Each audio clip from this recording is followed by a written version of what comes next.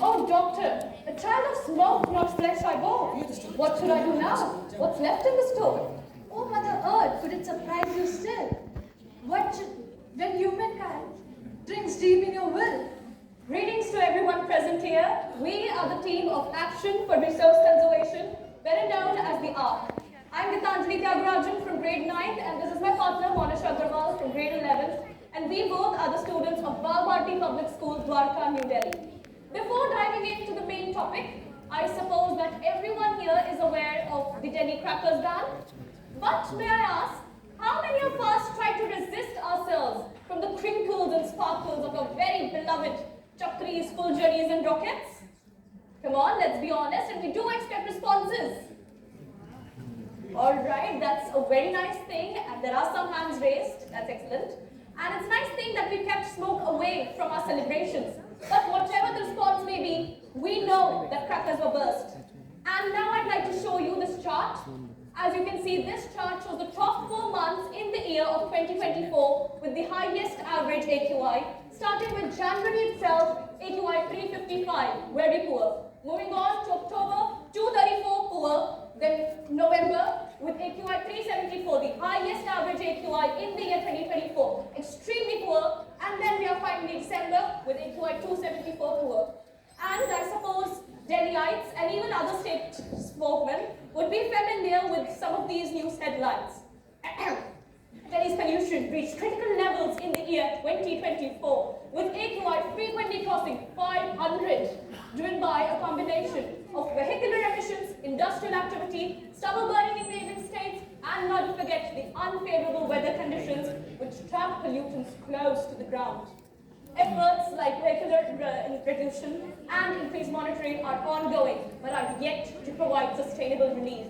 And how to forget that this persistent pollution poses severe health risks, including respiratory issues, cardiovascular problems, and long-term effects on children and the elderly.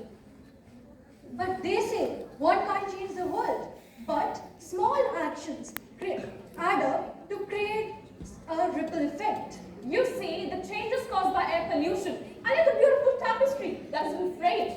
Even if we were to stop all emissions right now at this very second, we can't bring back or weave back the things that we have already lost. The habitats that have been damaged won't magically restore themselves, and the ecosystem is distorted in many ways. Cannot simply be अभी सब मेरी reversed. Introduction they We all रहे live हैं in a world where even an illiterate man knows how to smoke and pollute the air, but doesn't understand how to live sustainably. And this gap between knowing how to harm and how to care for the earth makes air pollution so irreversible. But this doesn't mean we should surrender to despair. We might focus on what remains. The ecosystems, what remains, the nurturing part of our world are still vibrant and active. So, we would like to introduce a smart solar-powered carbon capture tile with an integrated algae bioreactor, which we fondly call the eco-tile. Our aim, you ask, to design and implement a eco-friendly solution that reduces atmospheric CO2 levels and particulate matter through carbon capture tile integrated with algal bioreactor, promoting air purification. Our mantra is CO2 plus particulate matter into carbon capture tile plus algal bioreactor Equals air purification plus sustainable resource generation. When we first focused on developing this tile, we wanted to develop a solar-powered tile which is capable of capturing harmful pollutants like carbon dioxide and particulate matter with an integrated bioreactor system which converts the captured CO2 into biomass, which can be used to create biofuels, bioplastics, fertilizers, and not to forget nutritional supplements like spirulina, which actually help add 7 strong to 11 And we also decided to use additional sensors which help us track down real-time air quality data and analyze data for maximum efficiency. When we first brainstormed a solution for such a big issue, we wanted to create something that was practical, sustainable, and simple for everyone to understand. We didn't want to create something that the masses of our country wouldn't be able to comprehend to. And henceforth, we came up with the idea of this tile, which may look simple, but is one of the most complex yet innovative designs you've ever seen.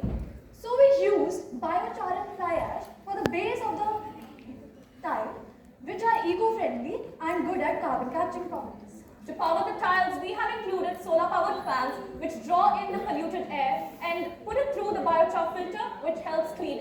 After that, using sensors to track down real-time air quality data was another key decision. But the turning of CO2 into something useful like biofuels and bioplastic was a perfect idea to maximize the impact of the solution. It's a system that not only combines addressing issues like air pollution, but also sustainability and increased community involvements. So the base of the tile includes fly ash, biochar, cement, and newly discarded sand. And we have also used other items such as Arduino board for connecting sensors. Speaking of sensors, we have used the following. MQ135 air quality sensors to detect and measure the amount of carbon dioxide and other harmful pollutants in the atmosphere. After that, we have used PM2.5 air quality sensors to calculate the concentration of particulate matter in the atmosphere. Moving on to the algae bioreactor, we have used two sensors for it. Number one, pH and water sensors to measure the amount of algae growth, and after that, temperature and humidity sensors to ensure optimal growing conditions for the algae. For algae bioreactor, we have used a transparent tank for algal culture and nutrients like phosphorus and nitrogen. We have also used.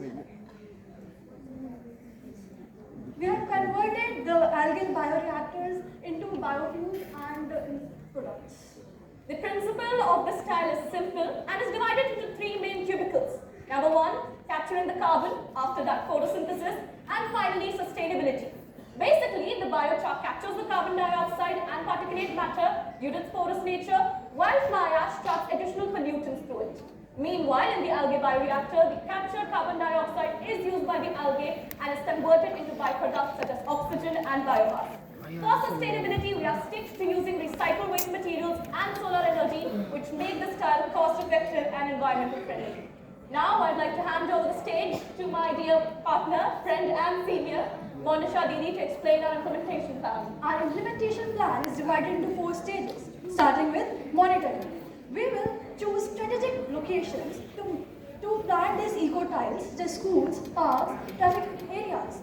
And we will also ensure the cost, operational efficiency, and ensure that the tiles are collecting and processing air quality data. Then we have data analysis. We will collect real-time data from air quality sensors and display it on our website in the forms of charts and graphs. Then we will also compare the data from different locations to see the air quality improvement.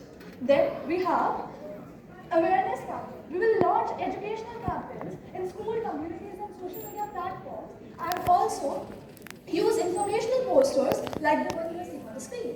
And in the last evaluation, we will do impact assessment before and after the tile installation, and we will also gather the feedbacks from school and community and stakeholders. Then we will divide the evaluation in 3 terms: performance, durability, and cost effectiveness. Thank you, Monisha Didi. That was truly an insightful account on our implementation plan. Now I think it's time to discuss the outcomes we expect from this tile. We truly hope that the smart solar-powered carbon capture tile can improve air quality around us. By capturing CO2 and particulate matter, this tile not only cleans the air, but also provides real-time pollution data. We also hope to partner up with industries as soon as possible to scale up this innovation so that our innovation can reach not only Delhiites, but all the parts of the world. Moving on and looking ahead, the future possibilities for this tile are limitless. By capturing CO2 and particulate matter, which will be used by algae, we can produce many items like biofuels, bioplastics, and fertilizers. And it's truly exciting to think of such a small idea could transform into a versatile solution for a greener future. Now I know that our presentation has been a bit lengthy and might have put some of you to sleep. So to lighten the mood, let me show you some clips and flashes that we have taken with the planning and making of this project. So these are the pictures we had taken while we were making the base of the tile, which is here. We have made the base of the tile with 2 parts of biochar, 1 part of fly ash, 1 part of cement, and 2 parts of sand. The dimensions are 32 by 35 centimeters. And this is the picture. Moving on to the next slide. These are the 2D models of the tile that we had created during the preliminary rounds. The first picture, the algae bioreactor was actually not included, which was an idea that later came to us. And this is the final picture with everything compacted together. Then we have the 3D model of So you're up for the 10-minute mark. All right, thank you So so you're much. concluding material. बहुत लंबी हो गई। मैंने warning ले ली, ये दिक्कत है।